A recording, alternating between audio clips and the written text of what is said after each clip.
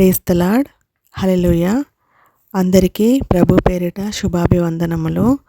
ఈరోజు ఆదికాండం గురించి తెలుసుకుందాము. ముందుగా నాకు ఈ అవకాశం ఇచ్చిన దేవాది దేవుడికి, ప్రభు అయిన గొప్ప దేవుడికి వేలాది స్తుతులు స్తోత్రాలు చెల్లించుకుంటున్నాను. ఆదికాండం గురించి తెలుసుకుందాము.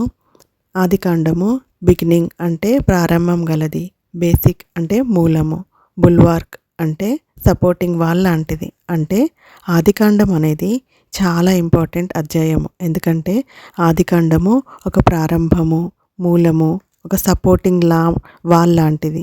దీన్ని మోషే గారు రాశారు.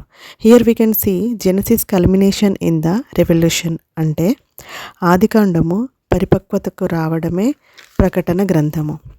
బెర్షిత్ అంటే ప్రారంభాల పుస్తకము ఇన్ హీబ్రూ భాష. ఆదియందు దేవుడు ఆకాశమును భూమిని సృజించెను.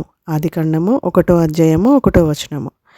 మొదట ఆదికాండము అనగా బెర్షిత్ అంటారు హిబ్రూ భాషలో, అనగా ప్రారంభాల పుస్తకము అని అర్థము. ఇక్కడ మొట్టమొదటిగా వాక్యం చూసినట్లయితే ఆదియందు దేవుడు ఆకాశమును భూమిని సృజించెను అనే వాక్యం నందు ఆది అనగా టైము, దేవుడు అంటే ప్లూరల్ పర్సన్ అంటే ఎనర్జీ సోర్స్, భూమి అంటే మెటీరియల్ మ్యాటర్, ఆకాశము అంటే స్పేస్, సృజించెను అంటే నథింగ్ నుంచి హీ హ్యాస్ గివెన్ సంథింగ్ అని. హిబ్రూ భాషలో బారా అని, గ్రీక్ భాషలో ఎగ్జినిలో అని, అనగా శూన్యం నుండి, ఏమీ లేని తనం నుండి భూమిని చేశారు అని అర్థం. ఆదియందు దేవుడు అనగా హిబ్రూ భాషలో ఎలోహిం అంటే దేవుళ్ళు అయిన దేవుడు. అంటే ఏల్ అంటే దేవుడు, హిమ్ అంటే దేవుళ్ళకు దేవుడు. అంటే ఆయన ఎలోహిం అనగా ఏల్ అంటే సింగులర్ వర్డ్, హిమ్ అంటే ప్లూరల్ వర్డ్. అంటే ఆయన దేవుళ్ళకు దేవుడు, సార్వభౌమాధికారి, సర్వశక్తిమంతుడు అని అర్థం. ఆది టైమ్, స్పేస్ ఆకాశము, మెటీరియల్ భూమిని మూడు పొరలుగా చేశారు. క్లియర్గా చెప్పాలంటే స్పేస్, టైము, మెటీరియల్ని పొరలుగా చేసి తెరలు తీసి, అంటే day 1, day 2, day 3, day 4, day 5, day 6 అలా చేసి అరలుగా నింపుతూ వచ్చారు. నేను సార్వభౌమాధికారం గలవాడను అన్నాడు దేవుడు.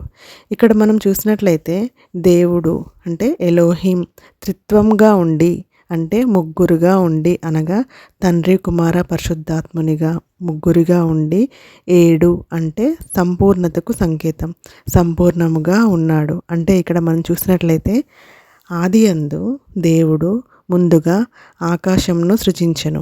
కానీ కొన్ని బైబుల్స్లో మాత్రము భూమి ఆకాశంను సృజించెను అని ఉంటుంది. కానీ ఆకాశమును ముందుగా సృజించి తర్వాత భూమిని ఫిల్ చేశారు. ఇప్పుడు మనం ఇల్లు కట్టుకున్నప్పుడు కూడా ఫస్ట్ రూఫ్ వేసిన తర్వాతనే కింద ఉండే స్పేస్లో మనము అన్నీ అమర్చుకుంటాం. ఈవెన్ ఇంగ్లీష్ బైబుల్లో కూడా ఫస్ట్ హెవెన్స్ని సృష్టించారు అంటారు. In the beginning God created the heavens and the earth అని ఉంటుంది ఇంగ్లీష్ బైబుల్లో. సో దట్ ఫస్ట్ ఆకాశంను సృజించెను, తర్వాత భూమిని సృజించెను అంటుంది.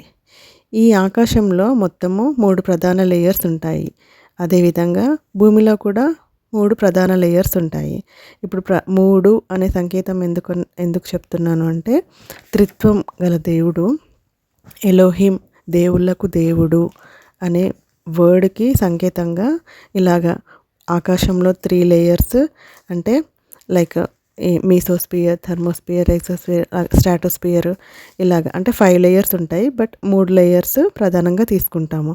అందులో ట్రోపోస్పియర్, ఎగ్జోస్పియర్ ఒకటి దగ్గరగా భూమికి దగ్గరగా ఉంటుంది, ఇంకొకటి భూమికి చాలా దూరంగా ఉంటుంది. కాబట్టి 3 లేయర్స్నే తీసుకుంటాం మెయిన్గా.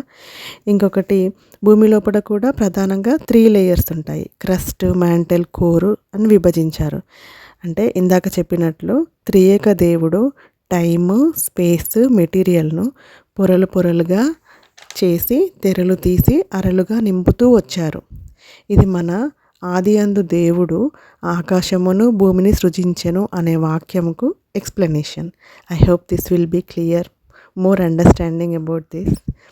మన దేవాది దేవుడి క్రియేచర్ గొప్పతనంను చాలా చాలా చాలా అద్భుతమైన రీతి లోపల దేవుడు సృష్టించాడు. సమస్త ఘనత మహిమ యేసయ్యకే చెల్లునుగాక. ఈ కొద్ది వాక్యం దేవుడు దీవించి ఆశీర్వదించి మన అందరి హృదయం నందు ఫలింపజేసి 100 100ంతలుగా చేసి దేవుని మార్గం నందు నడిపించునుగాక. Amen, amen, amen. Praise the Lord. Hallelujah.